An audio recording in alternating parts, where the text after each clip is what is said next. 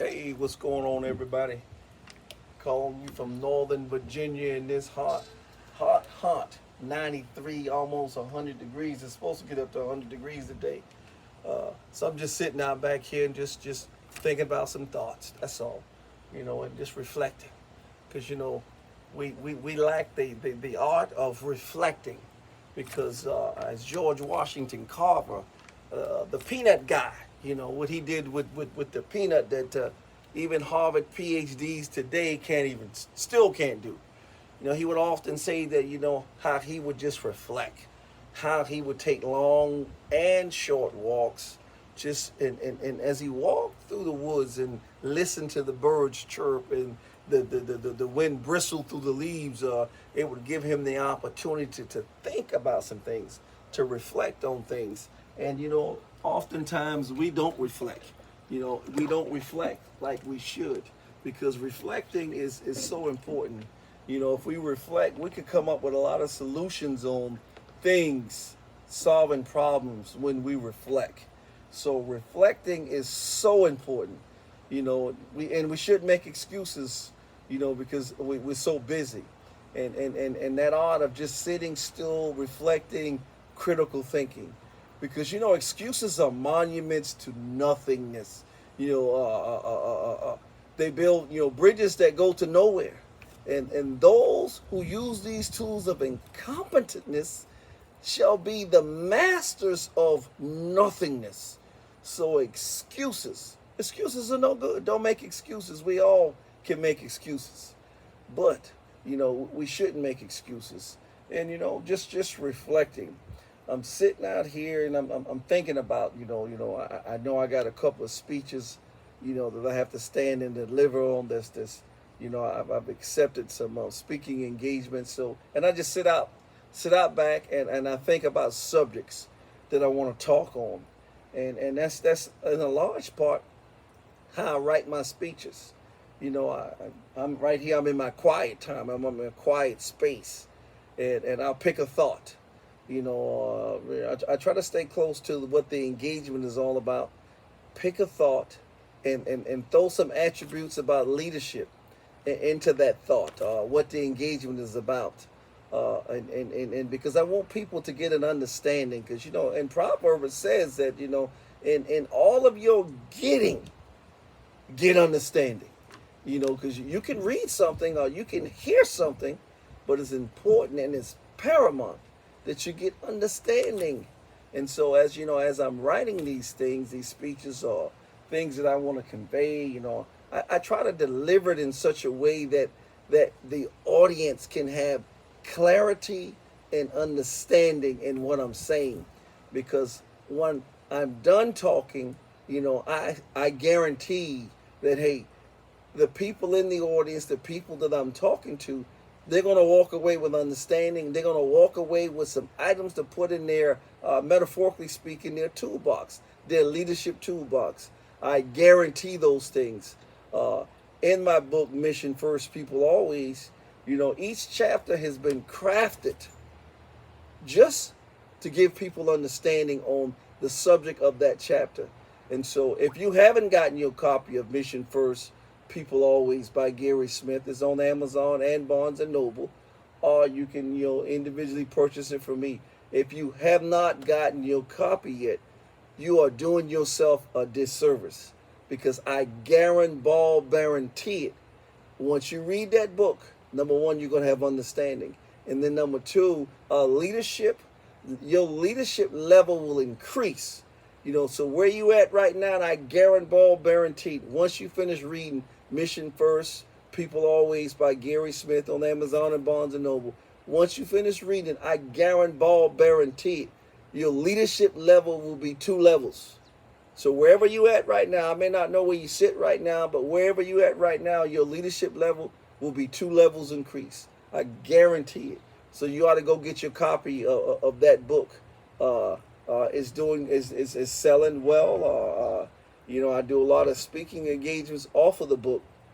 So, in each one of those chapters are definitive into the leadership space, and this was done so that way we can assist you in developing your leadership. So I'd highly encourage you to go get a copy of that book. And so, I'm just sitting out reflecting on various subjects. As I pull things out, I'm critical thinking on some things. Because critical thinking is paramount. You know, we all think. Now I'm just giving it the name. I'm telling you, I'm being intentional and say, okay, well, you think, but now I'm telling you that it is critical thinking. So I'm just giving it the name, but you think all the time. But also, not only am I being intentionally and telling you what the name is, critical thinking. So now this is a process that I want you to just get practice, get you some reps and sets in the critical thinking.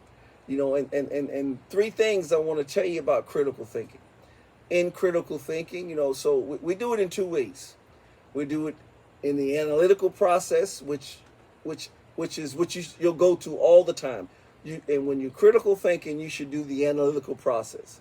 Or when we're short of time, we call that the intuitive process. That means you don't have enough time. That means you got to make a split-second decision. Or you only got a few minutes. You may only have a few hours to make a decision. So we call that the intuitive thought process. But the analytical process is what we always want you to go with. In understanding critical thinking, we know that there's the elements of thought. We know there's the intellectual standards. And then we know that there's the intellectual traits. Those are the three fundamental areas for critical thinking. The elements of thought is just what it says, the elements of thought. Improve the way we think. Improve that thought process. So in the elements of thought, we're governed by how do we improve that thought process. Number one, we read, we study, we have good insights. The intellectual standards. The intellectual standards with regards to character. What are those character attributes? The standards. How do we improve that process in the standards? And then we have the intellectual traits. So these are leadership traits. We know there's a gazillion of leadership traits, but how do we pull those traits in and put them into our everyday thought process? And see, in this process, if you develop this critical thinking process analytically or intuitively, it means you're good on the analytical. There's no difference in intuitive versus analytical. Only thing is when you lack time, you do intuitive. It means you're thinking quick. You got to make rapid fire decisions. And being a retired Marine of almost 3 decades, intuitively thinking as when I left the Marine Corps, retired from the Marine Corps, being in such a billet, the way a lot of decisions you had to be made quick, but the decisions had to be made from a place of subject matter expertise. So the point I want to make here is that critical thinking is a thought process, and if you practice this every day, understanding the elements of thought, the intellectual standards, the intellectual traits, if you apply that to everything that you do in your thought process, you'll be a better thinker. Now, chapter 1 in my book is on critical thinking. It's on critical thinking. And I share a story in there about critical thinking, the essence of critical thinking. And so, and this process is so important because to understand that, because you're in your leadership roles, folks will ask you questions, and especially if you have seniors or supervisors, they will ask you questions, and you would want to be able to critical think in that process. So now in chapter 1, I gave a case study on George C. Marshall, General George C. Marshall, which he is so known for the Marshall Plan that save Europe, that reestablish Europe, and George C. Marshall, he had an experience, and as the historian Mr. Larrabee tells, one day when FDR was the sitting president, FDR was hosting at the White House. He had all the service chiefs, secretaries, and the leaders of the military. He had them all over. But at this time, George C. Marshall was a 1-star, so he accompanied the chief of staff of the Army over to the White House to see FDR, the sitting president, who's affectionately known that the buck stops here. It means That's something to be said for those in leadership. So he's having this meeting, and FDR at the time, the sitting president, he has a question. He's been thinking about a plan. Because at this time, this era, the nations are still dealing with wars. They're still dealing with aggressiveness within the continents, within the nation states. And so he threw this plan out to all the service secretaries, the service chiefs that were there, and to a person, each one of them said, "Mr. President, oh, that's a good plan. That's a good plan." But see, FDR knew that there was something, key components missing from his plan. And mind you that I told you that George C. Marshall, 1-star, he's accompanying his 4-star chief of staff of the Army to the White House. And so since he's there, FDR looks at him after, everybody else has said, "Yes, sir, Mr. President, that's a good plan." So he sees this 1-star there, and he asks him the same question.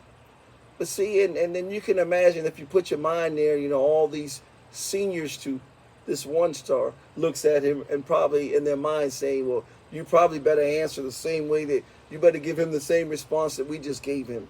Well, this wasn't to be the case, because he was well read, he was well studied. He said, "Mr. President, here's the problem with that plan." Now see, FDR knew he had gaps in his plan, and that's exactly what he needed to hear.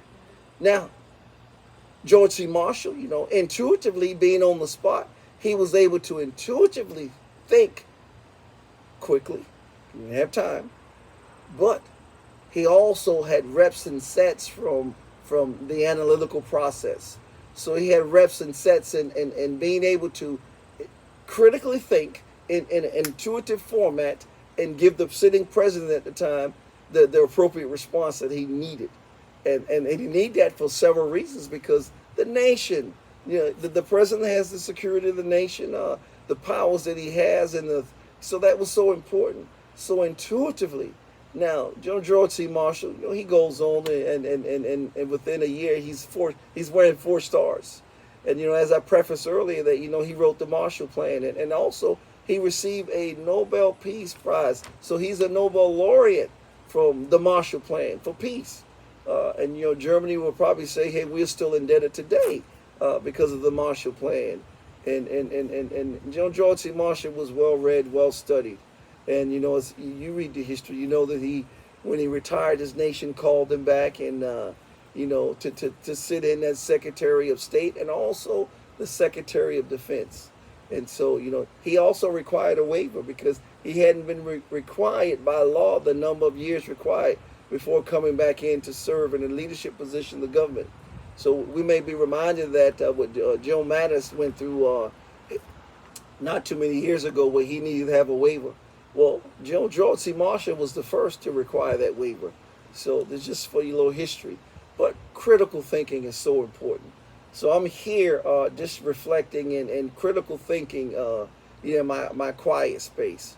So I just want to leave you with that, critical thinking thought process as you maneuver and develop the process for critical thinking. So you can always reach me, SmithLCG.com. Again, SmithLCG.com is my website. Please go out to the website. It's a couple of things out there. My YouTube channel is Smith LCG. If you want to go to my YouTube channel, I got a lot of videos out there for you. It's Smith LCG. Please go out there and check them out. And like I told you, I guarantee it. Get you a copy of that book, and your leadership level will go up at least by 2 levels. And that I guarantee. Have a great day and be blessed.